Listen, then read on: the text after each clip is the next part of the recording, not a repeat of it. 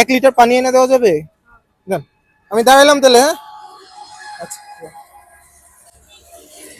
Guys, সে মাদ্রাসার ছাত্র, তো তার আজকে সততার পরীক্ষা হবে। আমি তাকে 500 টাকার একটা নোট দিয়েছি 1 লিটার পানি আনার জন্য, দেখি সে আনে কিনা।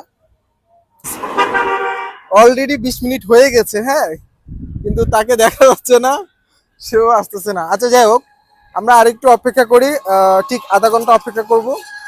তো তার মধ্যে যদি সে আসে আলহামদুলিল্লাহ, আর না আসলে একটু কষ্ট পাবো। দেখি, হ্যাঁ, আমরা অপেক্ষা করি।